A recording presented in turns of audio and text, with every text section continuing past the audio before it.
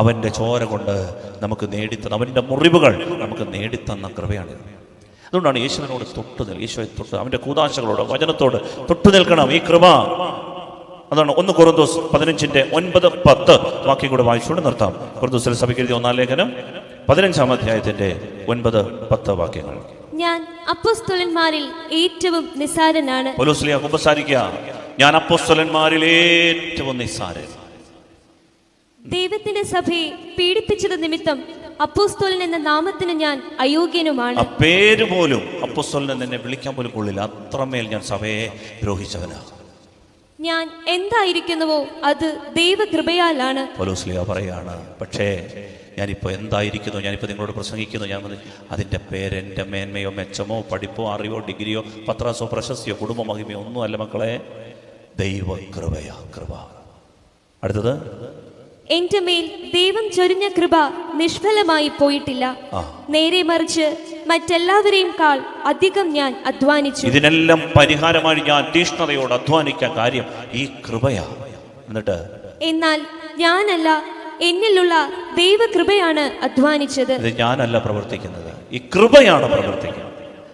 കൃപയാണ് പ്രവർത്തിക്കുന്നത്. എൻ്റെ പ്രിയപ്പെട്ടവരെ, അതാണ് ദൈവം നമ്മളിൽ നിന്ന് ആഗ്രഹിക്കുന്നത്. കൃപയില്ലാതെ ഈ ജീവിതം ആത്മാവും രക്ഷപ്പെടില്ല.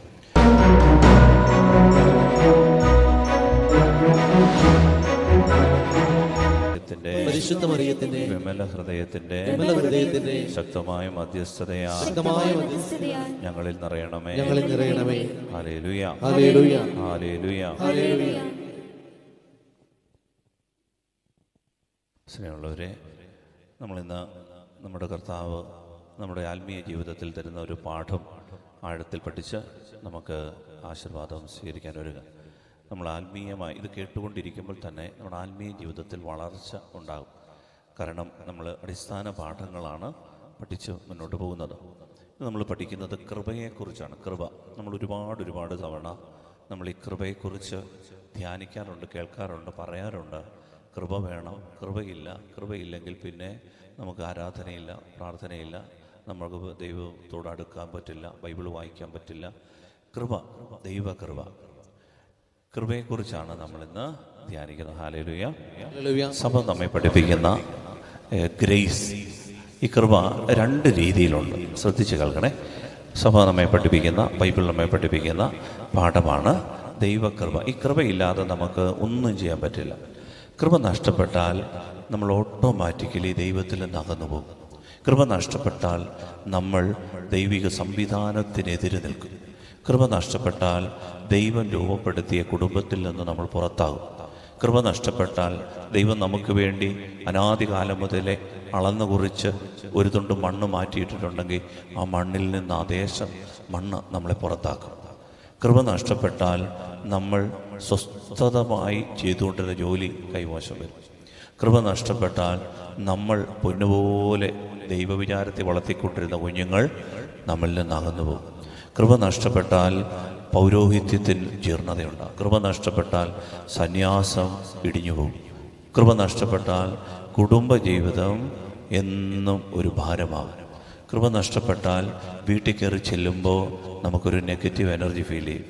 കൃപ നഷ്ടപ്പെട്ടാൽ പള്ളിയിൽ വഴക്കുകളുണ്ടാകും. കൃപ നഷ്ടപ്പെട്ടാൽ നമ്മൾ ഉദ്ദേശിക്കുന്ന കാര്യങ്ങൾ നമുക്ക് നേടിയെടുക്കാൻ പറ്റാതെ പോകും. നമ്മുടെ ശക്തിയില്ല. അതുകൊണ്ടാണ് നമ്മളിത് കേട്ട വചനം, പരിശുദ്ധാത്മാവ് നമ്മുടെ ആന്തരിക മനുഷ്യനെ ശക്തിപ്പെടുത്തണം. നമ്മുടെ ആന്തരിക മനുഷ്യനെ ശക്തിപ്പെടുത്തുന്ന പരിശുദ്ധാത്മാവ് നമുക്ക് തരുന്ന കൃപ നഷ്ടപ്പെട്ടാൽ നമുക്ക് ഇങ്ങനെ വിഷമവും പ്രയാസവും അസ്വസ്ഥതകളും തടസ്സങ്ങളൊക്കെ ഇങ്ങനെ നേരിടും. ഹല്ലേലൂയ. കുറച്ച് പേരൊക്കെ ഉള്ളൂ. ഹല്ലേലൂയ. കൃപ നഷ്ടപ്പെട്ടാൽ നമുക്ക് ഇങ്ങനെ പ്രാർത്ഥിക്കാൻ പറ്റാതാവും. ഹല്ലേലൂയ. അപ്പോൾ നമ്മൾ ഈ ദൈവകൃപ നഷ്ടപ്പെട്ടു പോകരുത്. ദൈവം എപ്പോഴും ആഗ്രഹിക്കുന്ന കാര്യമാണ് കൃപ ചോർന്നു പോകരുത്. അഥവാ നമുക്ക് കൃപ നഷ്ടപ്പെട്ടാൽ തിരികെ പിടിക്കണം. കൃപ നഷ്ടപ്പെട്ടാൽ തിരികെ പിടിക്കണം. വിശുദ്ധ ക്രിസോസ്റ്റം എന്ന് പറയുന്നൊരു സഭാപിതാവുണ്ട്, വിശുദ്ധ ക്രിസോസ്റ്റം പിതാവ്. അദ്ദേഹം പറയുന്നത്, നമ്മുടെ ക്രിസോസ്റ്റം തിരുമേനിയല്ല, പഴയ സഭാപിതാവ്. അദ്ദേഹം പറയുന്നത് ഇങ്ങനെയാണ്: മടിയും ശ്രദ്ധക്കുറവും കൃപയെ തല്ലിക്കെടുത്തും. അതായത് ബൈബിളിലെ ശ്ലൈഹിക അധികാരമുള്ള ശ്ലീഹന്മാർക്ക് ശേഷം സഭയെ പിടിച്ചു നിർത്തി പാഷണ്ഡതകളിൽ നിന്ന് രക്ഷിച്ച സഭാപിതാക്കന്മാർ പരിശുദ്ധാത്മാവിൽ നിറഞ്ഞ് തപസ്സനുഷ്ഠിച്ച് പ്രാർത്ഥിച്ച് അവർ ധ്യാനിച്ചെടുത്ത കാര്യമാണിത്. അപ്പം അദ്ദേഹം പറയുകയാണ്, മടിയും ശ്രദ്ധക്കുറവും കൃപയെ തല്ലിക്കെടുത്തും, മനസ്സിരുത്തുന്ന ശ്രദ്ധ ഈ കൃപയെ ആളിക്കത്തിക്കും. മനസ്സിരുത്തുന്ന ശ്രദ്ധ ഈ കൃപയെ ആളിക്കത്തിക്കും. പിതാക്കന്മാരൊക്കെ പറയുന്നത് നമ്മൾ അത് നമ്മുടെ നടപ്പും മട്ടും ഭാവമൊക്കെ കണ്ടാൽ മതി. നമുക്കൊരു ശ്രദ്ധയുണ്ടോ, നമുക്കൊരു തീക്ഷ്ണതയുണ്ടോ, ഒരു താല്പര്യമുണ്ടോ, അതോ സ്ഥിരതയില്ലാതെ മടുത്തു പോകുന്നുണ്ടോ, ഇടയ്ക്ക് വെച്ച് മുറിഞ്ഞു പോകുന്നുണ്ടോ? നമ്മുടെ എല്ലാ പ്രാർത്ഥന ഒന്നും ഇപ്പോൾ ഒരു തീക്ഷ്ണതയില്ല. പണ്ടൊക്കെ ആരാധന എന്നൊക്കെ പറഞ്ഞ് ഇരുവരിന്ന് വരുമായിരുന്നു. പക്ഷേ ഇപ്പം എന്നുള്ള രീതിയിലാണ് വരുന്നതെങ്കിൽ ഇത് ക്രിസ്തുവിന്റെ പിതാവ് പറയാണ്, മടിയും ശ്രദ്ധക്കുറവും കൃപയെ തല്ലിക്കെടുത്തു. ഇനി ആരാണെങ്കിലും, മാർപ്പാപ്പ ആണെങ്കിലും മടി പിടിച്ചോ, ശ്രദ്ധ അല്പം കുറഞ്ഞോ, കൃപ കിട്ടുപോകും. ഹല്ലേലൂയ, കിട്ടും. ഹല്ലേലൂയ, സന്തോഷത്തോട് പറഞ്ഞേ ഹല്ലേലൂയ. മനസ്സിരുത്തുന്ന ശ്രദ്ധ, എൻ്റെ പ്രിയപ്പെട്ടവരെ, മനസ്സിരുത്തുന്ന ശ്രദ്ധ കൃപയെ ആളിക്കത്തിക്കും. അതുകൊണ്ട് കൃപ നമ്മിൽ ജ്വലിക്കാൻ വേണ്ടി ആഗ്രഹിച്ച് വേണം നമ്മൾ ഈ ശുശ്രൂഷയിൽ പങ്കുചേരാൻ. അപ്പോൾ നമുക്കറിയാം, ബൈബിൾ പഠിപ്പിക്കുന്നത് 2 തരത്തിലുള്ള കൃപകളുണ്ട്. ഞാൻ നിങ്ങളുടെ അടുത്ത് ഒരിക്കൽ പറഞ്ഞാണ്, എന്നാൽ തന്നെ വീണ്ടും ഒന്നുകൂടെ ആവർത്തിക്കുക. കാരണം നമ്മുടെ ആത്മീയ ജീവിതത്തെക്കുറിച്ചുള്ള പരിജ്ഞാനം നമുക്ക് വേണം. ആത്മാവിൻ്റെ രക്ഷയെക്കുറിച്ചുള്ള പരിജ്ഞാനമില്ലാതെ പോയാൽ നമ്മുടെ ആത്മാവ് നശിക്കും, നമ്മളോട് ഒട്ടി നിൽക്കുന്നവരുടെ ആത്മാക്കളും പോക്കടിയാണ്. അതുകൊണ്ട് നമ്മൾ ഈ രക്ഷയെക്കുറിച്ച് അറിയണം, കൃപയെക്കുറിച്ച് അറിയണം. ഹല്ലേലൂയ. അതായത് 2 തരത്തിലുള്ള കൃപയുണ്ട്.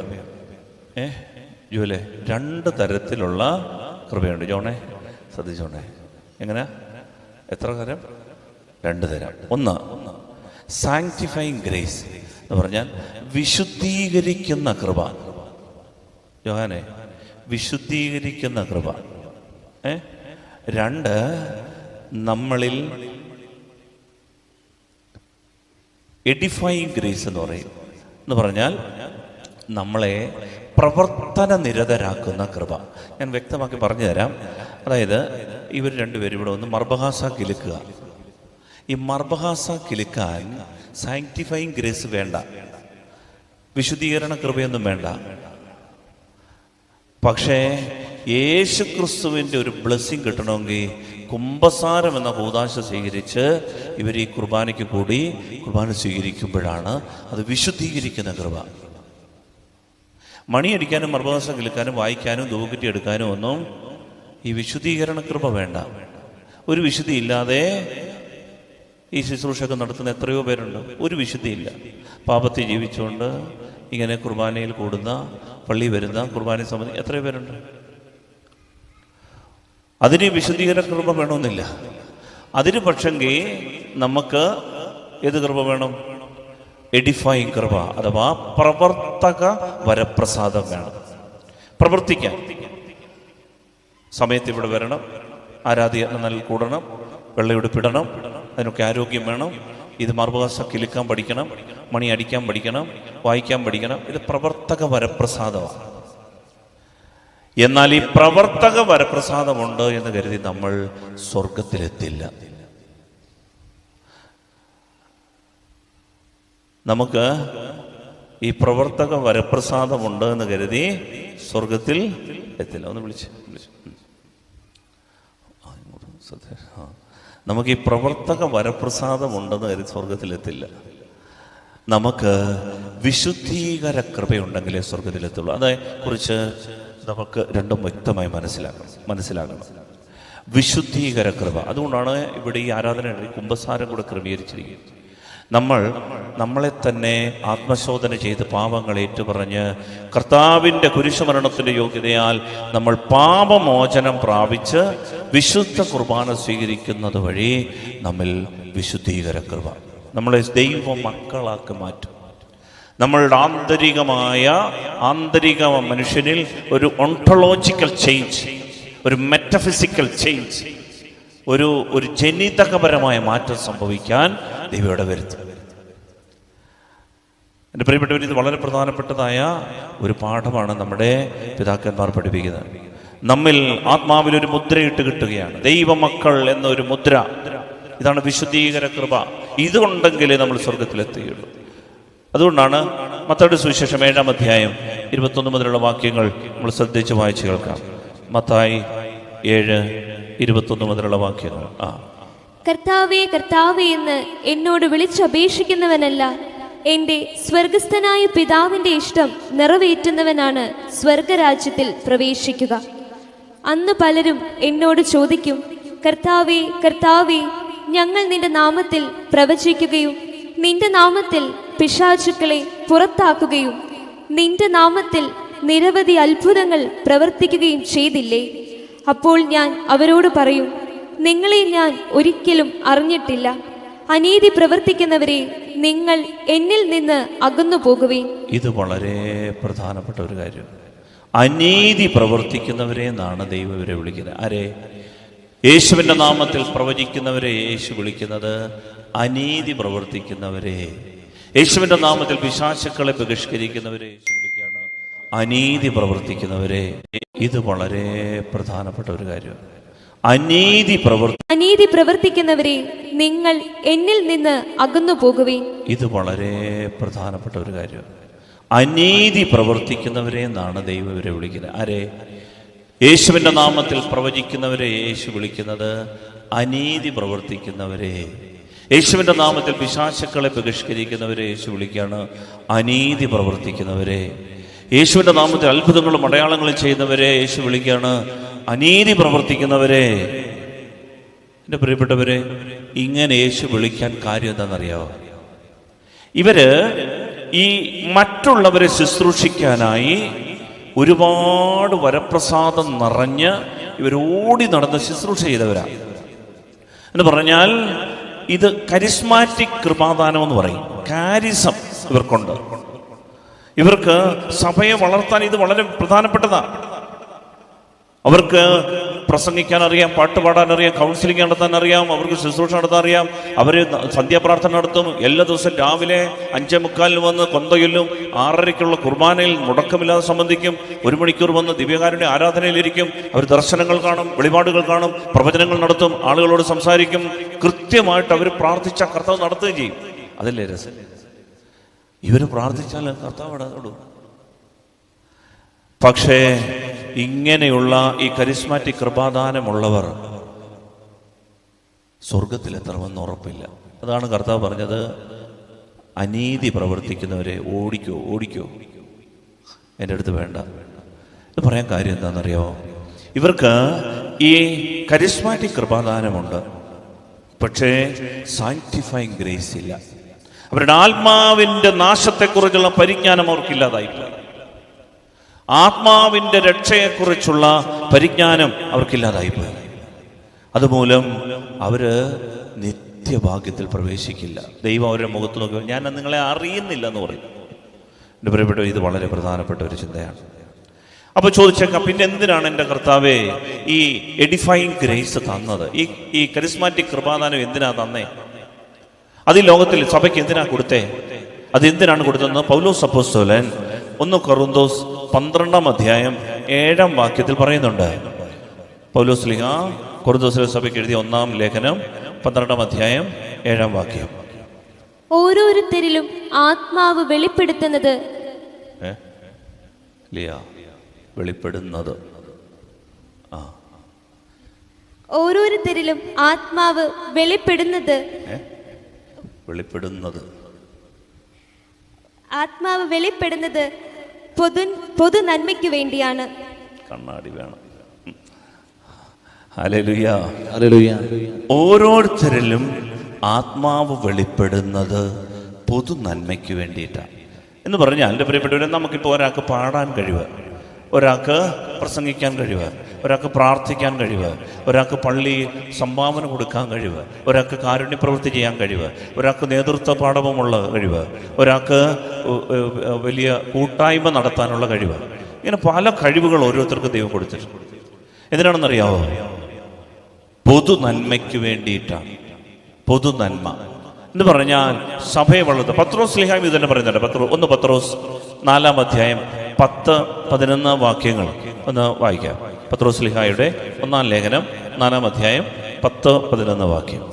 ഓരോരുത്തനും തനിക്ക് കിട്ടിയ ദാനത്തെ ദൈവത്തിന്റെ വിവിധ ദാനങ്ങളുടെ ഉത്തമനായ കാര്യസ്ഥൻ എന്ന നിലയിൽ മറ്റെല്ലാവർക്കും വേണ്ടി ഉപയോഗിക്കട്ടെ. പ്രസംഗിക്കുന്നവൻ ദൈവത്തിന്റെ അരുളപ്പാട് നൽകുന്നവനെ പോലെ പ്രസംഗിക്കട്ടെ. ശുശ്രൂഷിക്കുന്നവൻ ദൈവത്തിൽ നിന്ന് ലഭിച്ച ശക്തി കൊണ്ട് എന്ന പോലെ ശുശ്രൂഷിക്കട്ടെ. അതായത് ഓരോരുത്തർക്കും ദൈവം പ്രസംഗിക്കുന്നവൻ, ശുശ്രൂഷിക്കുന്നവൻ, കാരുണ്യപ്രവൃത്തി ചെയ്യുന്നവൻ, ഇങ്ങനെ പാട്ട് പാടുന്നവൻ, ദൈവം നമുക്ക് ഓരോരുത്തർക്കും അറിവുള്ളവൻ, പഠിക്കാൻ കഴിവുള്ളവൻ, അധ്വാനിക്കാൻ ആരോഗ്യമുള്ള എല്ലാവർക്കും ദൈവം ഓരോരോ കഴിവ് കൊടുത്തിട്ടുണ്ട്. ഈ കഴിവ് ഓരോരുത്തരും തനിക്ക് കിട്ടിയ ദാനത്തെ ദൈവത്തിൻ്റെ വിവിധ ദാനങ്ങളുടെ ഉത്തമനായ കാര്യസ്ഥൻ എന്ന നിലയിൽ മറ്റെല്ലാവർക്കും വേണ്ടി ഉപയോഗിക്കട്ടെ. ഇത് മറ്റെല്ലാവർക്കും വേണ്ടിയിട്ട് ദൈവം തന്നതാ. നമ്മൾ മനസ്സിലാക്കണം, നമ്മൾ ബൈബിളിൽ അറിയാമെന്നതുകൊണ്ട് സ്വർഗത്തിൽ പോകണമെന്നില്ല. നമ്മൾ കുറേ നേരം ഇരുന്ന് മധ്യസ്ഥ പ്രാർത്ഥന നടത്തിയെന്ന് കരുതി സ്വർഗത്തിൽ പോകണമെന്നില്ല. ഇത് മറ്റുള്ളവർക്ക് വേണ്ടി, സഭയുടെ പൊതു നന്മയ്ക്ക് വേണ്ടി ദൈവം തന്ന, സഭയെ പടുത്തുയർത്താൻ, ദൈവത്തിന്റെ ജനത്തെ പടുത്തുയർത്താൻ, നമുക്ക് പ്രിയപ്പെട്ട നമ്മുടെ കുടുംബത്തിലുള്ളവരെ, കുഞ്ഞുങ്ങളെ വളർത്തിക്കൊണ്ടുവരാൻ ദൈവം തന്ന കഴിവാണ് എൻ്റെ പ്രിയപ്പെട്ടവർ. ഇതുണ്ട് എന്ന് കരുതി നമ്മൾ സ്വർഗത്തിൽ പോകണമെന്നില്ല. അത് വേറൊരു വകുപ്പാ. പ്രിയപ്പെട്ടവർ, ഒരാൾക്ക് നല്ല ഭാഷാപരമുണ്ട്, പക്ഷേ കരുണയില്ല, അയാൾ ആത്മാവിലല്ല. ഒരാൾക്ക് നല്ല നേതൃത്വ പാഠവുമുണ്ട്, നല്ല നേതാവാ, പക്ഷേ മറ്റുള്ളവരുടെ കാര്യസം അംഗീകരിക്കുന്നില്ലെങ്കിലോ, മറ്റുള്ളവരെ വിലമതിക്കുന്നില്ല, മറ്റുള്ളവരെ ശ്രേഷ്ഠരായിട്ട് എണ്ണുന്നില്ലെങ്കിൽ തീർന്നു, ആൾ ആത്മാവിലല്ല. ഒരാൾക്ക് അത്ഭുതങ്ങൾ ചെയ്യാൻ കഴിയും, പക്ഷെ അത് സ്വയം നന്മയ്ക്ക് വേണ്ടിയും അത് സ്വയം മഹത്വത്തിന് വേണ്ടിയിട്ടുമാണ് ചെയ്യുന്നതെങ്കിലോ തീർന്നു, ആത്മാവിലല്ല. അതുകൊണ്ടാണ് പറഞ്ഞത്, ഈ നമുക്ക് കിട്ടിയിരിക്കുന്ന കഴിവുകളെല്ലാം മറ്റുള്ളവരെ എഡിഫൈ ചെയ്യാൻ, വളർത്താൻ വേണ്ടിയിട്ടായിരിക്കും. എന്നാൽ നമ്മുടെ ആത്മരക്ഷയ്ക്ക് വേണ്ടി സാങ്ക്ടിഫൈങ് ഗ്രേസ് ആവശ്യമാണ്. അതിനാണ് കൂദാശ ജീവിതം, അതിനാണ് വചനം. ഈ വചനവും കൂദാശയും സഭയ്ക്ക് നൽകിയിരിക്കുന്നത് എന്തിനാണെന്ന് അറിയാമോ? സ്നേഹമുള്ളവരെ, ദൈവത്തെ തൊട്ടു നിൽക്കാനാണ്. യേശു ക്രിസ്തുവിനെ, രക്ഷകനെ തൊടാൻ, ഫിസിക്കൽ ടച്ച്. ഇതിനാണ് കൂദാശകളും വചനവും. ഇത് രണ്ടുമില്ലെങ്കിൽ നമ്മൾ നിത്യഭാഗ്യത്തിലെത്തില്ല. ഹല്ലേലൂയാ. സ്വരമെടുത്ത് പറഞ്ഞ ഹല്ലേലൂയാ, ഹല്ലേലൂയാ. ഞാൻ നിങ്ങളോട് പറയുന്നത് ശ്രദ്ധിച്ചു കേൾക്കണേ. ഇത് എങ്ങനെയാണ് ഈ സാങ്ക്ടിഫൈങ് ഗ്രേസ്? നമ്മൾ അതിനെക്കുറിച്ചാണ് ശ്രദ്ധിക്കുന്നത്. വിശുദ്ധീകര കൃപ, നമ്മുടെ ആത്മാവ് രക്ഷപ്പെടണം, അതാണ് പ്രധാനം. ബാക്കി വലിയ കഴിവൊന്നും ഇല്ലെങ്കിലും കർത്താവ് ചോദിക്കുകയല്ല, നിനക്ക് നീ എന്താ നാട്ടിൽ വലിയ ഒരു പാടി നല്ല പാട്ട് പാടാൻ ശബ്ദമൊക്കെ ഉണ്ടായിരുന്നല്ലോ, നീ എന്താ പാടാഞ്ഞ്? കർത്താവ് ചോദിക്കണമെന്ന് ഉറപ്പില്ല. പക്ഷെ നമ്മുടെ ആത്മാവ് നഷ്ടമായ കർത്താവിന് വിഷമമാണ്. അവിടുന്ന് നമുക്ക് വേണ്ടി വാസസ്ഥലം ഒരുക്കി കാത്തിരിക്കുക, നമ്മളവിടെ ചെല്ലുന്നില്ലെങ്കിൽ കർത്താവിന് വിഷമമാണ്. അതുകൊണ്ട് ഈ കൃപ ഇതെങ്ങനെയാണ് നമ്മൾ നേടിയെടുക്കുന്നത്? ക്രിസ്തോസ്റ്റം പിതാവ് പറഞ്ഞു, നമ്മളെ പഠിപ്പിച്ചു, പിതാവായ ക്രിസ്തോസ്റ്റം നമ്മളെ പഠിപ്പിച്ചതാണ് ശ്രദ്ധയും അമിതമായ ശ്രദ്ധ. നമ്മുടെ മനസ്സിരുത്തിയുള്ള ശ്രദ്ധയാണ് കൃപയെ ആളിക്കത്തിക്കാനുള്ള വഴി. അതുകൊണ്ട് ശ്രദ്ധയോടെ കേൾക്കണം. ഹല്ലേലൂയാ, സ്നേഹത്തോടെ ഹല്ലേലൂയാ, ഹല്ലേലൂയാ, ഹല്ലേലൂയാ.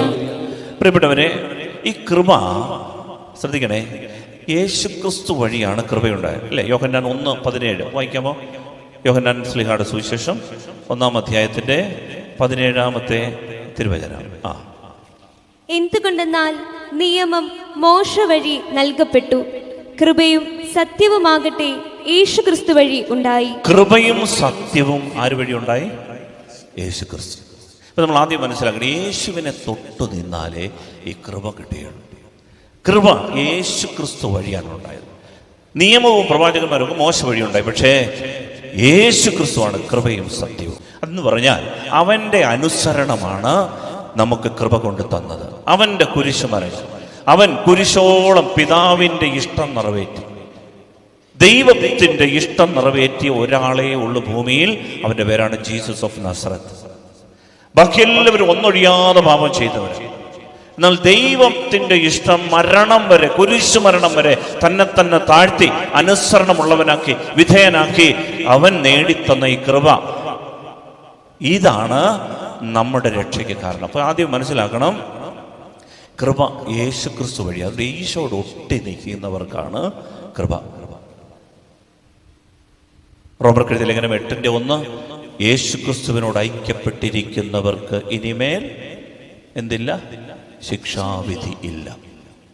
യേശുക്രിസ്തുവിനോട് ഒട്ടി നിൽക്കുന്നവർക്ക് ശിക്ഷാവിധിയില്ല. അപ്പൊ ഈ കൃപ എന്ന് പറയുന്നത് യേശുവിനെ തൊട്ട് നിൽക്കുക. മനസ്സിലായവർ പറ ഹല്ലേലൂയ, സ്നേഹത്തോടെ ഹല്ലേലൂയ. അപ്പൊ ചിലർ ചോദിച്ചു, ചിലർ ഈ പെന്തക്കോസ്ത് വിഭാഗത്തിലുള്ള അല്ലെങ്കിൽ പ്രൊട്ടസ്റ്റന്റ് വിഭാഗത്തിലുള്ള ചേട്ടന്മാരൊക്കെ ഇങ്ങനെ പറയാറുണ്ട്, കൃപ ഇങ്ങനെ കിട്ടി, ദാനം ഇങ്ങനെ കിട്ടി, രക്ഷ നമുക്ക് കൈവന്നു, ഇനി ഒന്നും നമ്മൾ ചെയ്യേണ്ടില്ല, കയ്യും കിട്ടിയെങ്കിരുന്നാൽ മതി, കൃപയായി, യേശുക്രിസ്തു കൃപ കൊണ്ട് തന്നു, ഇനി ഒന്നും ചെയ്യണ്ട, നമുക്കിനി ഒന്നും ചെയ്യാനില്ല എന്ന് പഠിപ്പിക്കുന്നവരുണ്ട്.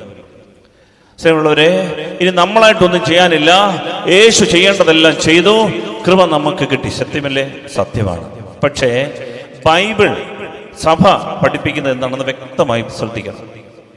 ലൂക്കായുടെ സുവിശേഷത്തിൽ 13-ാം അധ്യായത്തിൽ 22 മുതൽ 30 വരെയുള്ള വാക്യങ്ങളൊന്ന് വായിക്കുകയാണ്. ശ്രദ്ധിച്ച് കേൾക്കണേ.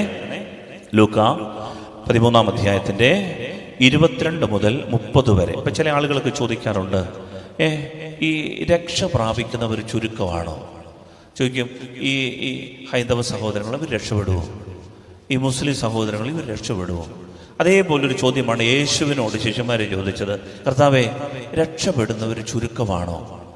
എല്ലാവരും രക്ഷപ്പെടില്ലേ? അതിന് മറുപടി ശ്രദ്ധിച്ചേ. പട്ടണങ്ങളിലും ഗ്രാമങ്ങളിലും പഠിപ്പിച്ചുകൊണ്ട് അവൻ ജെറുസലേമിലേക്ക് യാത്ര ചെയ്യുകയായിരുന്നു. ഒരുവൻ അവനോട് ചോദിച്ചു, കർത്താവേ, രക്ഷ പ്രാപിക്കുന്നവർ ചുരുക്കമാണോ? അവൻ അവരോട് പറഞ്ഞു, ഇടുങ്ങിയ വാതിലിലൂടെ പ്രവേശിക്കുവാൻ പരിശ്രമിക്കുവിൻ. ഞാൻ നിങ്ങളോട് പറയുന്നു, അനേകം പേർ പ്രവേശിക്കാൻ ശ്രമിക്കും, എന്നാൽ അവർക്ക് സാധിക്കുകയില്ല. പ്രിയപ്പെട്ടവരെ ശ്രദ്ധിക്കണേ. ഒരുവൻ വന്ന് ചോദിക്കുന്നത് കർത്താവിനോട്, കർത്താവേ, നീ പ്രസംഗിക്കുന്നത് കേട്ടിട്ട് ഞങ്ങൾക്കൊരു കാര്യം മനസ്സിലായി, എല്ലാവരും ഒന്നും രക്ഷപ്പെടാൻ പോകുന്നില്ല, രക്ഷ പ്രാപിക്കുന്നവർ ചുരുക്കമാണോ? അപ്പൊ അവനോട് കർത്താവ് പറയുന്ന ആദ്യത്തെ സ്റ്റെപ്പ് എന്താണെന്നറിയാമോ? മോനെ, ഇടുങ്ങിയ വാതിലിലൂടെ പ്രവേശിക്കാൻ പരിശ്രമിക്കുവിൻ. പരിശ്രമിക്കുവിൻ, അങ്ങനെ ഒരു വാക്കാണ് ഉപയോഗിച്ചത്, പരിശ്രമിക്കണം. പ്രൊട്ടസ്റ്റന്റ് സഹോദരങ്ങൾ പറയും, രക്ഷ കർത്താവ് നേടിത്തന്നു, ഇനി ഒന്നും ചെയ്യാനില്ല, കൈ കെട്ടിയിരുന്നാൽ മതി, വരും. അങ്ങനല്ല. യേശു പഠിപ്പിച്ചെന്താണെന്ന് അറിയാമോ? ഇടുങ്ങിയ വാതിൽ. 2 വാതിലുണ്ട്. ഒന്ന് നാരോ ഡോർ, 2 ക്ലോസ്ഡ് ഡോർ. വാതിൽ അടച്ചു കഴിഞ്ഞാൽ പിന്നെ പ്രവേശിക്കാൻ പറ്റില്ല. 2 വാതിലിനെ കുറിച്ച് പറയുന്നുണ്ട്. ഒന്ന് ഇടുങ്ങിയ വാതിൽ, നാരോ ഡോർ. എല്ലാവർക്കും കൂടെ കയറാൻ പറ്റത്തില്ല, ഓരോരുത്തരും സ്വന്തം എഫർട്ടിൽ കയറണം. എല്ലാവരും കൂടെ കയറി ജാമായി പോകും. ഇടുങ്ങിയ വാതില. കളക്റ്റീവായിട്ട് എല്ലാവരും കൂടെ ഒന്നിച്ചിപ്പോൾ സ്വർഗത്തിൽ അങ്ങനല്ല കർത്താവ് പറഞ്ഞത്, ഓരോരുത്തരും കയറാൻ പറ്റുന്ന രീതിയിൽ. എന്ന് പറഞ്ഞാൽ അവനവൻ സ്വന്തം ആത്മരക്ഷയെക്കുറിച്ച് ശരിക്കും ആത്മശോധന ചെയ്ത് തനിക്ക് ഇണങ്ങുന്ന വിധത്തിൽ കർത്താവിനോട് ഒട്ടി നിൽക്കാൻ പരിശ്രമിക്കണം. പള്ളിയിൽ എല്ലാവരും ഉപവസിച്ചതുകൊണ്ട് ഞാൻ ഉപവസിക്കണോ? ഉപവാസം ഒരുവന് അവന്റെ ശരീരത്തെ നിയന്ത്രിക്കാൻ വേണമെന്ന് അവൻ കണ്ടെത്തിയാൽ അവൻ അത് ചെയ്യണം. വർജന ഒരുവന്റെ ശരീരത്തെ അത് ഭാര്യ ഉപവസിക്കുന്നില്ല, ഞാനും വേണ്ട, ഭർത്താവ് ഇല്ല, ഞാനും വേണ്ട, അങ്ങനല്ല. പ്രിയപ്പെട്ടവരെ, ഇടുങ്ങിയ വാതിലിലൂടെ എല്ലാവരും കൂടെ ഒന്നിച്ച് കയറാൻ പറ്റുന്നില്ല. ഈ വാതിൽ വളരെ നാരോ ഡോറാണ്. ഇത് പരിശ്രമിക്കണം. ഗ്രീക്ക് വാക്ക് ഉപയോഗിച്ചിരിക്കുന്നത് അഗോണിത്സമായി എന്നൊരു വാക്കാണ്. അഗോണിത്സമായി, പരിശ്രമിക്കുവിൻ. കർത്താവ് പറയാണ്, സർവശക്തിയും എടുത്ത് കഠിനാധ്വാനം ചെയ്യുവിൻ എന്നാണ് ആ വാക്കിന്റെ അർത്ഥം, ആ ഗ്രീക്ക് വാക്കിന്റെ അർത്ഥം. സർവശക്തിയും എടുത്ത് കഠിനാധ്വാനം ചെയ്യുവിൻ. മലയാളത്തിലാണ് പരിശ്രമിക്കുമെന്ന് എഴുതിയിരിക്കുന്നത്. ഗ്രീക്ക് വാക്കായിരുന്നുണ്ടെങ്കിൽ നമ്മൾ ബോധം കിട്ടുവാനെ. സർവശക്തിയും എടുത്ത് കഠിനാധ്വാനം ചെയ്തില്ലെങ്കിൽ രക്ഷ കിട്ടില്ലെന്ന്. അയഞ്ഞ് ജീവിച്ചാൽ, 24 മണിക്കൂർ മൊബൈലും തോണ്ടി ജീവിച്ചാൽ, സ്നേഹമുള്ളവരെ, രക്ഷ കിട്ടില്ല. സമയം നമ്മളിങ്ങനെ കളഞ്ഞ് ഇപ്പം രക്ഷപ്പെടുമെന്ന് കരുതി എല്ലാവർക്കും കിട്ടുന്നത് എനിക്ക് കിട്ടുമെന്ന് കരുതരുത്. ഓരോരുത്തരും അവനവൻ്റെ ആത്മാവിൻ്റെ രക്ഷയെക്കുറിച്ച് ശരിക്കും അധ്വാനിക്കണം. Hallelujah, hallelujah. അതുകൊണ്ടാണ് ഫിലിപ്പിയർക്ക് പൗലോസ്ലീഹായും അതിൽ തന്നെ സ്റ്റിക്ക് ഓൺ ചെയ്തിട്ട് പരിശുദ്ധാത്മാവ് നിറഞ്ഞ് പഠിപ്പിക്കുകയാണ്. ഫിലിപ്പിയർക്ക് എഴുതിയ ലേഖനം 2-ാം അധ്യായത്തിന്റെ 12-ാം വാക്യത്തിൽ പൗലോസ് അപ്പോസ്തലൻ പഠിപ്പിക്കുന്ന ഒരു വചനമുണ്ട്. ഫിലിപ്പിയർ 2:12. എന്റെ പ്രിയപ്പെട്ടവരെ, നിങ്ങൾ എപ്പോഴും അനുസരണയോടെ വർത്തിച്ചിട്ടുള്ളതുപോലെ എന്റെ സാന്നിധ്യത്തിൽ മാത്രമല്ല, ഞാൻ അകന്നിരിക്കുന്ന ഈ സമയത്തും പൂർവാധികം ഭയത്തോടും വിറയലോടും കൂടെ നിങ്ങളുടെ സ്വന്തം രക്ഷയ്ക്കു വേണ്ടി അധ്വാനിക്കുവിൻ. പൗലോസ്ലീഹ പറയാണ്, മക്കളെ, ഞാൻ പള്ളി വരുമ്പോൾ മാത്രമല്ല, ഞാനിപ്പോ അകന്നിരിക്കുമ്പോ സമയത്ത് നിങ്ങൾ എന്ത് ചെയ്യണമെന്നറിയാമോ? പൂർവാധികം ഭയത്തോടും വിറയലോടും കൂടെ സ്വന്തം രക്ഷയ്ക്ക് വേണ്ടി അധ്വാനിക്കുവിൻ. എൻ്റെ പ്രിയപ്പെട്ടവരെ, ഇത് ദൈവം നമുക്ക് കൃപ ഒരുക്കി തന്നെങ്കിലും ഈ രക്ഷയിൽ നമ്മൾ ഉൾച്ചേരാതെ നിന്നാൽ, നമ്മൾ പരിശ്രമിക്കാതെ നിന്നാൽ, ഈ കൃപ സ്വന്തമാക്കാൻ നമ്മൾ ശ്രമിക്കാതിരുന്നാൽ നമ്മൾ രക്ഷ പ്രാപിക്കില്ല. അതുകൊണ്ട് ഒരു പള്ളി ഉണ്ടായി, നമ്മുടെ പൂർവികർക്ക് വിശ്വാസം ഉണ്ടായിരുന്നു, നമ്മൾ ക്രിസ്ത്യാനി വീട്ടിലാണ് ജനിച്ചത്, നമ്മൾ മാമോദീസ മുങ്ങി, നമുക്ക് ആദ്യ കുർബാന അറിയാം, കുർബാനയുടെ പ്രതിവാക്യം നമ്മൾ ചൊല്ലും, ആണ്ടുപസാരം നടത്തും എന്നതുകൊണ്ട് രക്ഷപ്പെടണമെന്ന് ഉറപ്പില്ല. അതുകൊണ്ടാണ് കർത്താവ് വളരെ വ്യക്തമായി പറഞ്ഞത്, ഈ സാങ്ക്ടിഫൈങ് ഗ്രേസ്, ഈ വിശുദ്ധീകരിക്കുന്ന കൃപ ഓരോരുത്തരും സ്വന്തം ജീവിതത്തിൽ അധ്വാനിച്ച് നേടിയെടുക്കും. അതിനാണ് സഭ നമുക്ക് നോമ്പ്, ഉപവാസം, പ്രാർത്ഥന, കഠിനമായ പ്രായശ്ചിത്തങ്ങൾ ഒക്കെ ദൈവം നമുക്ക് അനുവദിച്ചു തരുന്നത്. എൻ്റെ പ്രിയപ്പെട്ടവരെ, അത് നമ്മൾ വില കൊടുക്കണം, അതിന് വില കൊടുക്കണം, അതിനെ അംഗീകരിക്കണം. സ്നേഹത്തോട് പറഞ്ഞേ ഹല്ലേലൂയ, ഹല്ലേലൂയ. ഈ കൃപയോട് സഹകരിക്കണം. ഇല്ലെന്നുണ്ടെങ്കിൽ എന്താ പറയുന്നത് അറിയാമോ? കർത്താവ്, അനീതി പ്രവർത്തിക്കുന്നവരെ നിങ്ങൾ അകന്നു പോകുവിൻ.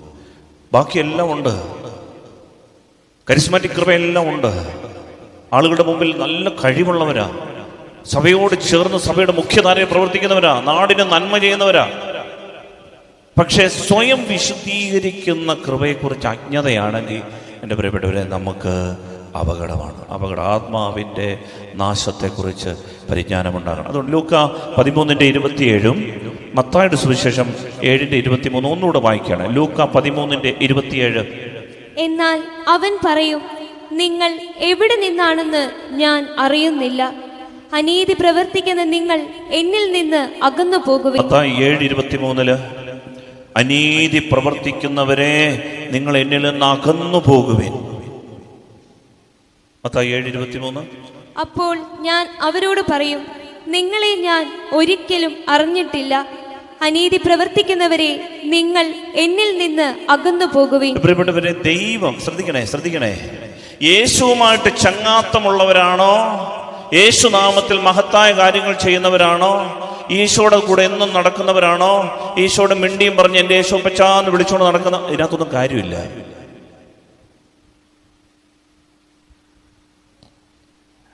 ശ്രദ്ധിക്കണം. എൻ്റെ യേശോപ്പച്ചൻ എല്ലാം അറിയാം, എൻ്റെ യേശോപ്പച്ചൻ എന്നെ നോക്കിക്കോളൂ, എൻ്റെ യേശോപ്പച്ച എന്ന് പറഞ്ഞുകൊണ്ട് നടക്കുന്നവരെ കുറിച്ചാണ് പറയുന്നത്. അനീതി പ്രവർത്തിക്കുന്നവരെ അകന്നു പോകും. യേശുവുമായിട്ട് ചങ്ങാത്തമുള്ളവര്, യേശുവിനോട് മിണ്ടിയും പറഞ്ഞ് നടക്കുന്നവര്, എന്നും യേശോപ്പച്ചാന്ന് വിളിക്കുന്നവര്, എന്നും പള്ളി വരുന്നവര്, അവരെ നോക്കി യേശു പറയാണ്, ഞാൻ നിങ്ങളെ അറിയുന്നില്ല. അനീതി പ്രവർത്തിക്കുന്നവരെ. എന്താണ് നീതി? സ്നേഹമുള്ളവരെ, നീതി പ്രവർത്തിക്കണമെന്ന് പറയുന്നത് ദൈവത്തിൻ്റെ ഹിതം നിറവേറ്റുന്നവനാണ് നീതി പ്രവർത്തിക്കുക. ദൈവത്തിന് ഇഷ്ടമാണോ ഇത്? ഉദാഹരണത്തിന്, എനിക്കൊരു രോഗം വന്നു, 24 മണിക്കൂറും ഞാൻ ഇതിനു വേണ്ടി പ്രാർത്ഥിക്കണം, മാറണേ. ദൈവം മാറ്റുന്നുമില്ല. അവസാനം ദൈവത്തോട് കലവലയായി, ശാപമായി, ദേഷ്യമായി പള്ളി വരുന്നില്ല. പ്രിയപ്പെട്ടവരെ, ദൈവഹിതം ഈ രോഗമാണെങ്കിൽ ഇതാ ഞാൻ. ഇതിൻ്റെ പേരാണ് നീതി പ്രവർത്തിക്കുക. ബൈബിളിൽ നീതി പ്രവർത്തിക്കുക എന്ന് പറഞ്ഞാൽ എൻ്റെ ദൈവത്തിൻ്റെ ഇഷ്ടം നിറവേറ്റുക. എത്ര പേര് പ്രാർത്ഥിച്ച്, അച്ഛാ പ്രാർത്ഥിക്കുക, എന്നെ എങ്ങനെയല്ലോ അയർലൻഡ് കയറ്റി വിടച്ചാൽ അങ്ങനെ കഷ്ടപ്പെട്ട് പ്രാർത്ഥിച്ച് അയർലൻഡ് ഒരു കണക്കിന് തള്ളിക്കയറ്റി വിടും. കർത്താവ് പ്രാർത്ഥന കേൾക്കും. അയർലൻഡിൽ ചെന്ന ജീവിതം ദുരിതമാക്കി ശരീരം വിറ്റ് ജീവിക്കുന്നവരുടെ കാര്യം എനിക്കറിയാം. സ്നേഹമുള്ളവരെ, ദൈവഹിതമല്ലാതെ ചെയ്യുന്ന പ്രവൃത്തികളൊക്കെ നമുക്ക് ദോഷമായി മാറും. അതാണ് അനീതി. കർത്താവിനോട് പ്രാർത്ഥിച്ചു വന്നതുകൊണ്ടോ, വളരെ ശ്രദ്ധയോടെ മനസ്സിലാക്കണം, ചങ്ങാത്തം കൂടിയത് കൊണ്ടോ, ദൈവം എല്ലാം അറിയുന്നു, ദൈവം എൻ്റെ കൂടെ ഉണ്ട് എന്നുള്ള ഒരു മിഥ്യാധാരണയിൽ അതിരില്ലാത്ത പ്രതീക്ഷകളുടെ തടവറയിൽ കിടക്കുന്ന അനേകരുണ്ട്. അതിരില്ലാത്ത പ്രതീക്ഷകളുടെ തടവറയിൽ കഴിയുന്ന അനേകരുണ്ട്. എൻ്റെ ദൈവത്തോടൊപ്പം എനിക്ക് ജീവിതമുണ്ടെന്നും ചങ്ങാത്തമുണ്ടെന്നും കരുതി ജീവിക്കുന്ന അനേകരുണ്ട്. അതിരില്ലാത്ത തടവറകളുടെ പ്രതീക്ഷകളിൽ അവരെ കുറിച്ചാണ് കർത്താവ് പറയുന്നത്, അനീതി പ്രവർത്തിക്കുന്നവരെ എന്നിൽ നിന്ന് അകന്നു പോകും. ദൈവത്തിൻ്റെ ഹിതം പ്രവർത്തിക്കാൻ നമുക്ക് പറ്റുന്നുണ്ടോ? നീതി പ്രവർത്തിക്കുന്നവനെ ഈശോ പറയും, ഞാൻ അറിയുന്നു. അനീതി പ്രവർത്തിക്കുന്നവനോട് പറയുന്നത്, ഞാൻ നിന്നെ അറിയുന്നില്ല. അതിന്റെ അർത്ഥം എന്താ? നീതി പ്രവർത്തിക്കുന്നവനെ ദൈവം അറിയുന്നു. ഇപ്പോൾ ചോദ്യം ഇതാ, ഹൈന്ദവ സഹോദരങ്ങൾ രക്ഷപ്പെടുമോ? ഇസ്ലാം സഹോദരങ്ങൾ രക്ഷപ്പെടുമോ? ഉത്തരം, മറുപടി ഇതാണ്. ലൂക്കായുടെ സുവിശേഷം 13-ാം അധ്യായം 28-29 വാക്യങ്ങൾ ശ്രദ്ധയോടെ കേൾക്കണേ. അബ്രഹാമും ഇസഹാക്കും യാക്കോബും സകല പ്രവാചകന്മാരും ദൈവരാജ്യത്തിൽ ഇരിക്കുന്നതായും നിങ്ങൾ പുറന്തള്ളപ്പെടുന്നതായും കാണുമ്പോൾ നിങ്ങൾ വിലപിക്കുകയും പല്ലിറുമുകയും ചെയ്യും. നമ്മൾ വലിയ പ്രതീക്ഷയോടെ ജീവിച്ചാണ്. അബ്രഹാമിനെ അറിയാം, മോശയെ അറിയാം, ഇസാക്കിനെ അറിയാം, നമുക്ക് സ്ലീഹന്മാരെ അറിയാം, പരിശുദ്ധ അമ്മയെ അറിയാം, പള്ളി അറിയാം, സഹതായ അറിയാം, തിരുശേഷം മുത്താൻ അറിയാം, എല്ലാം അറിയാം, പെരുന്നാൾ നടത്താൻ അറിയാം, എല്ലാം അറിയാം. പക്ഷേ രാജ്യത്തിൽ നിന്ന് പുറന്തള്ളപ്പെടുമ്പോൾ പല്ലിറുമും വിലപിക്കും. എന്നിട്ട് അടുത്ത വചനമോ, കിഴക്ക് നിന്നും പടിഞ്ഞാറ് നിന്നും വടക്ക് നിന്നും തെക്ക് നിന്നും ജനങ്ങൾ വന്ന് ദൈവരാജ്യത്തിൽ വിരുന്നിനിരിക്കും. അതായത് ആരാണെന്നറിയാമോ? കിഴക്ക് നിന്നും പടിഞ്ഞാറ് നിന്നും വടക്ക് നിന്നും തെക്ക് നിന്നും ജനതകൾ വന്ന് ഈ ദൈവരാജ്യത്തിൽ വിരുന്നിനിരിക്കും. നിങ്ങൾ പുറന്തള്ളപ്പെടുകയും ചെയ്യുമ്പോൾ വിലപിക്കും. ആരായി ജനതകളെന്നറിയാമോ? ഈ പറഞ്ഞ ആളുകളാണ്. കാരണം യേശുവിന് അവരെ അറിയാം. അവരേത് മതത്തിൽപ്പെട്ടോ ഏത് സമുദായത്തിൽപ്പെട്ടോ എന്നല്ല ഇവിടുത്തെ വിഷയം.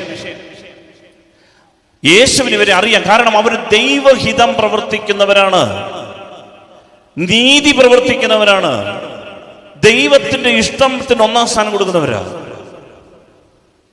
അവര് വന്ന രാജ്യത്തിലിരിക്കും. നമ്മൾ അമിതമായി അതിരില്ലാത്ത പ്രതീക്ഷകളുടെ തടവറയിൽ കിടന്നിട്ട് നമ്മൾ വിചാരിക്കും ഇപ്പൊ സ്വർഗത്തിൽ എത്തില്ല. അതാണ് ഈ സാങ്ക്ടിഫൈങ് ഗ്രേസ്. എങ്ങനെ കിട്ടുന്നത്? ദൈവത്തിൻ്റെ ഇഷ്ടം പ്രവർത്തിക്കുന്നവർക്ക് ദൈവം കൊടുക്കുന്ന സമ്മാനമാണ്. അവനെ ഈശോയ്ക്ക് അറിയാം. അപ്പോൾ ചോദിച്ചേക്കാം, അച്ഛാ അങ്ങനെയെങ്കിൽ മാമോദീസ ഒന്നും മുങ്ങണ്ടല്ലോ, അങ്ങനെയെങ്കിൽ സഭയിൽ അംഗമൊന്നും ആകണ്ടല്ലോ. എൻ്റെ പ്രിയപ്പെട്ടവരെ, ഈ മാമോദീസ, ഈ കുദാശകൾ, സഭയിലെ അംഗത്വമൊക്കെ ദൈവം നിനക്ക് തന്നതൊരു ഔദാര്യമാണ്. എന്തിനാണെന്നറിയാമോ? ഈ സാങ്ക്ടിഫൈങ് ഗ്രേസിലേക്ക്, ഈ സ്വർഗത്തിലേക്ക് കൂടുതൽ സുഗമമായി എത്തിച്ചേരാൻ ദൈവത്തിൻ്റെ കരുണ കൊണ്ട് നിന്നെ തെരഞ്ഞെടുത്ത് വെച്ചിരിക്കുക.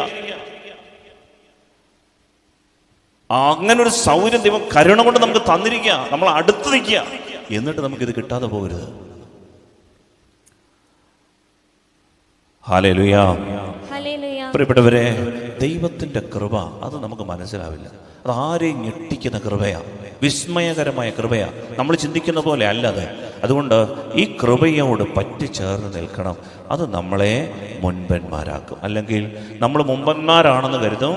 മുമ്പന്മാർ പലരും പിമ്പന്മാരാകും, പിമ്പന്മാർ മുമ്പന്മാരും. ഈ കൃപ അതുകൊണ്ട് ഒരു സഭാപിതാവുണ്ട്. അദ്ദേഹം ഒരു ദൈവശാസ്ത്രജ്ഞനാണ്. യോഹാൻ പീറ്റർ ലാങ് എന്നാണ് അദ്ദേഹത്തിൻ്റെ പേര്. അദ്ദേഹം ഈ ബൈബിൾ സ്ക്രിപ്ചറൊക്കെ ഇങ്ങനെ വ്യാഖ്യാനിക്കുന്ന ഒരു യോഹാൻ എന്ന് പറയുന്ന യോഹാൻ പീറ്റർ ലാങ്.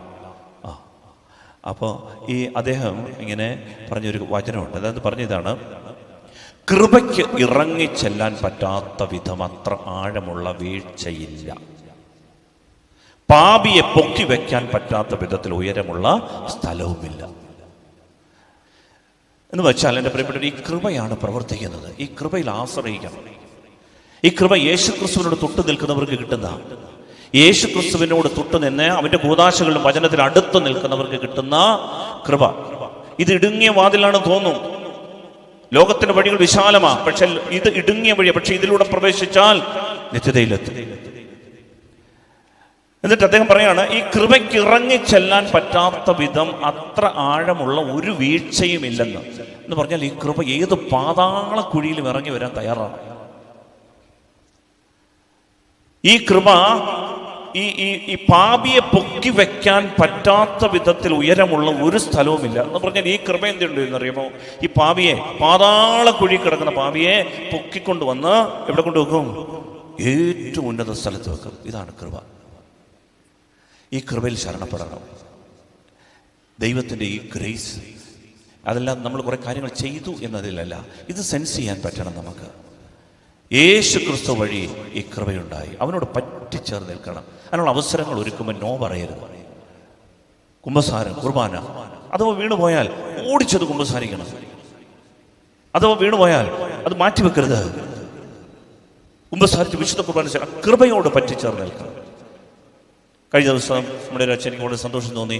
നമ്മൾ ഈ രോഗി ലേപനം, സാധാരണഗതിയിൽ നമ്മളതിനെയൊക്കെ പഴിച്ചിട്ടിരിക്കുന്നത് അത് അന്ത്യകൂദാശ, മരണകൂദാശ എന്നൊക്കെ പറഞ്ഞ് പേടിപ്പിച്ചിട്ടിരിക്കുകയാണ്. അതുകൊണ്ട് ഇത് കൊണ്ട് വരുമ്പോഴേ, തൈലം കൊണ്ട് വരുമ്പോഴേ ആളുകൾ വേണ്ട ഇപ്പോഴായിട്ടില്ല പേടിച്ചിരിക്കുക. എന്നാൽ യൂറോപ്പിലൊക്കെ അച്ഛൻ പറയാണ്, ഈ കൂദാശ വിശുദ്ധ കുമ്പസാരം കണക്കെ ആളുകൾ സ്വീകരിക്കുന്നു എല്ലാ വർഷവും. വിശുദ്ധ കുമ്പസാരം എല്ലാ ആഴ്ചയിലും മാസത്തിലൊക്കെ സ്വീകരിക്കും. ഇത് വർഷത്തിൽ ഒരിക്കൽ അവർ സ്വീകരിക്കുക. കാരണം ഇതൊരു ഹീലിംഗ്, ഇത് നമുക്ക് സൗഖ്യം തരുന്ന, അത് ആത്മാവിനെയും ശരീര മനസ്സിനെയും സൗഖ്യം തരുന്ന ഒരു വലിയ അനോയിന്റിംഗ് ആണ്. അനോയിന്റിംഗ് ഓഫ് ദ സിക്ക്. ഈ കൂദാശ, എൻ്റെ പ്രിയപ്പെട്ടവരെ, ദൈവത്തോട് തൊട്ടു നിൽക്കാൻ ദൈവം അവസരം ഒരുക്കി തന്നതാണ്. അന്നേരം ഇത് അന്ത്യകൂദാശ, അയ്യോ വേണ്ട, ഒരു ചെറിയ ക്ഷീണമൊക്കെ സംഭവിച്ച പ്രിയപ്പെട്ടവരെ ഈ തൈലാഭിഷേകം സ്വീകരിക്കണം. ഞാൻ റെഡിയാണ്, വിളിച്ചാൽ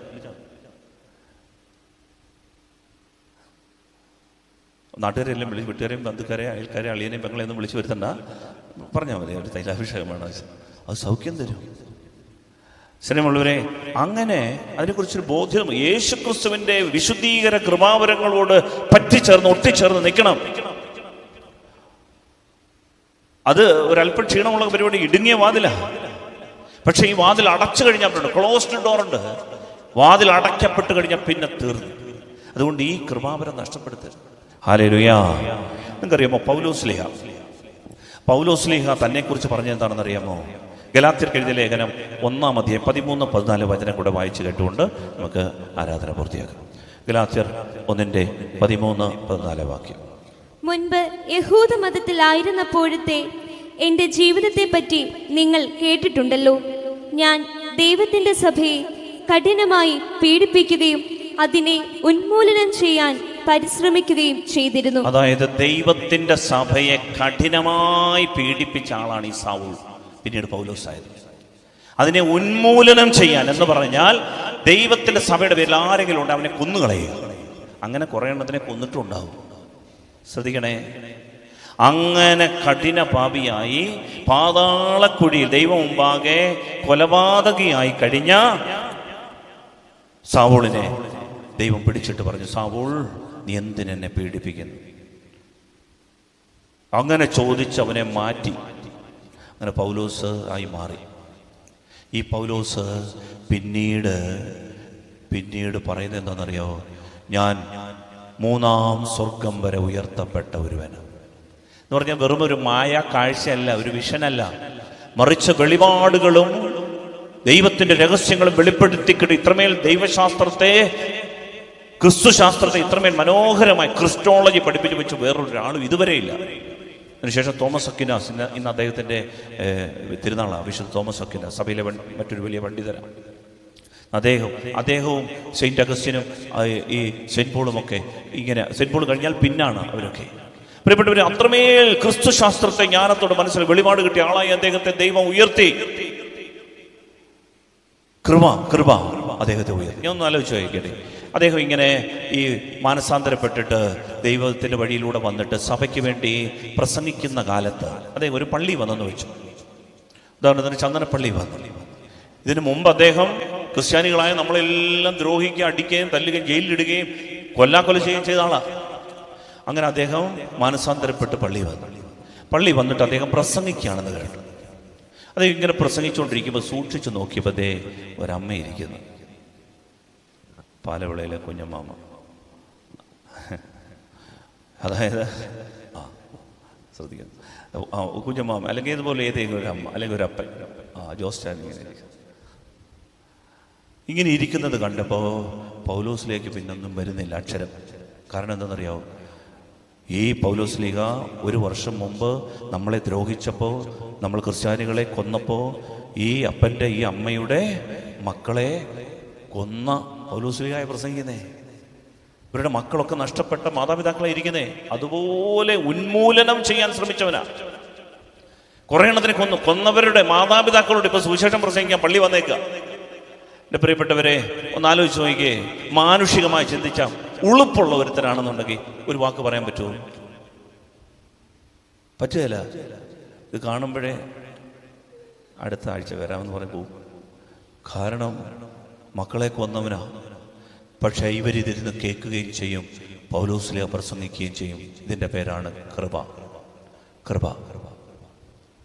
എൻ്റെ പ്രിയപ്പെട്ടവരെ, നാം ഏത് പാതാളക്കുഴിയിൽ വീണാലും നമ്മളെ ഈ കൃപ പൊക്കിക്കൊണ്ടുവരും. ഒരു മനസ്സാക്ഷിയെയും ദുഷിപ്പിക്കാത്ത വിധം, കുറ്റബോധത്തിൻ്റെ തടവറയിൽ തള്ളിയിടാത്ത വിധം നിന്നെ എന്നെ മുഖപ്രസാദത്തോടെ പിന്നെയും നിർത്തുന്ന ഈ കൃപ, ഇതിൽ ശരണപ്പെടണം. ഇതാണ് പൗലോസ് അപ്പോസ്തലൻ നമ്മളെ പഠിപ്പിക്കുന്നത്. നമുക്ക് ഇത്ര കുറവ്, എത്ര പരിക്കുകൾ സംഭവിച്ചാലും ഈ കൃപയിൽ ശരണപ്പെട്ട ഈ കൃപ നമ്മളെ പൊക്കിക്കൊണ്ടുവരും. ഇങ്ങനെ വേറൊരു മതത്തിലും ഒരു സംവിധാനമില്ല. അവൻ്റെ ചോര കൊണ്ട് നമുക്ക് നേടിത്തന്ന, അവൻ്റെ മുറിവുകൾ നമുക്ക് നേടിത്തന്ന കൃപയാണിത്. അതുകൊണ്ടാണ് യേശുവിനോട് യേശുവെ തൊട്ട് അവൻ്റെ കൂദാശകളോട്, വചനത്തോട് തൊട്ടു നിൽക്കണം ഈ കൃപ. അതാണ് 1 കൊറിന്തോസ് 15:9-10 വാക്യം കൂടെ വായിച്ചുകൊണ്ട് നിർത്താം. കൊറിന്തോസിൽ സഭയ്ക്ക് എഴുതിയ 1-ാം ലേഖനം 15-ാം അധ്യായത്തിന്റെ 9-10 വാക്യങ്ങൾ. ഞാൻ അപ്പോസ്തലന്മാരിൽ ഏറ്റവും നിസ്സാരനാണ്. പൗലോസ്ലീഹ ഉപസാരിക്കുക, ഞാൻ അപ്പോസ്തലന്മാരിൽ ഏറ്റവും നിസ്സാരൻ. ദൈവത്തിന്റെ സഭയെ പീഡിപ്പിച്ചത് നിമിത്തം അപ്പോസ്തലൻ എന്ന നാമത്തിന് ഞാൻ അയോഗ്യനുമാണ്. പേര് പോലും അപ്പോസ്തലൻ എന്നെ വിളിക്കാൻ പോലും കൊള്ളില്ല, അത്രമേൽ ഞാൻ സഭയെ ദ്രോഹിച്ചവനാ. ഞാൻ എന്തായിരിക്കുന്നുവോ അത് ദൈവകൃപയാലാണ്. പൗലോസ്ലീഹ പറയാണ്, പക്ഷേ ഞാനിപ്പോ എന്തായിരിക്കുന്നു, ഞാനിപ്പോ നിങ്ങളോട് പ്രസംഗിക്കുന്നു, ഞാൻ അതിൻ്റെ പേരെൻ്റെ മേന്മയോ മെച്ചമോ പഠിപ്പോ അറിവോ ഡിഗ്രിയോ പത്രാസോ പ്രശസ്തിയോ കുടുംബ മഹിമയോ ഒന്നും അല്ല മക്കളെ, ദൈവകൃപയാ. കൃപ. അടുത്തത്, എന്റെ മേൽ ദൈവം ചൊരിഞ്ഞ കൃപ നിഷ്ഫലമായി പോയിട്ടില്ല. നേരെ മറിച്ച് മറ്റെല്ലാവരെയും അധികം ഞാൻ അധ്വാനിച്ചു. ഇതിനെല്ലാം പരിഹാരമായി ഞാൻ തീഷ്ണതയോട് അധ്വാനിക്കാൻ കാര്യം ഈ കൃപയാ. എന്നിട്ട്, എന്നാൽ ഞാനല്ല, എന്നിലുള്ള ദൈവകൃപയാണ് അധ്വാനിച്ചത്. ഇത് ഞാനല്ല പ്രവർത്തിക്കുന്നത്, ഈ കൃപയാണ് പ്രവർത്തിക്കുന്നത്. കൃപയാണ് പ്രവർത്തിക്കുന്നത്. എൻ്റെ പ്രിയപ്പെട്ടവരെ, അതാണ് ദൈവം നമ്മൾക്ക് നിന്ന് ആഗ്രഹിക്കും. കൃപയില്ലാതെ ഈ ജീവിതം ആത്മാവും രക്ഷപ്പെടില്ല. നമുക്ക് കിട്ടിയ കഴിവുകൾ സഭയെ വളർത്താനുള്ള കൃപകളാണ്, സമൂഹത്തെ, കുടുംബത്തെ വളർത്താനുള്ള കൃപകളാണ്. പക്ഷേ അതുണ്ടെന്ന് കരുതി നമ്മൾ ആത്മരക്ഷ പ്രാപിക്കണമെന്നില്ല. യേശു ക്രിസ്തുവിൻ്റെ വിശുദ്ധിയോട് ഐക്യപ്പെട്ട് നിൽക്കണം. കൂദാശകളോട്, തിരുവചനത്തോട് നമ്മൾ ഇടുങ്ങിയ വാതിലൂടെ സഞ്ചരിച്ച് ചേർന്ന് പറ്റിച്ചേർന്ന് നിൽക്കണം. ആ കൃപ പ്രവർത്തിക്കും. അങ്ങനെ ആ കൃപ നമ്മളെ നിത്യതയിലെത്തിക്കും. ആ കൃപയ്ക്ക് വേണ്ടിയിട്ട് ഒരു അനുഗ്രഹത്തിന് വേണ്ടി നമ്മൾ പ്രാർത്ഥിച്ചുകൊണ്ട് നമ്മുടെ ഈ ശുശ്രൂഷയെ പൂർത്തിയാക്കും.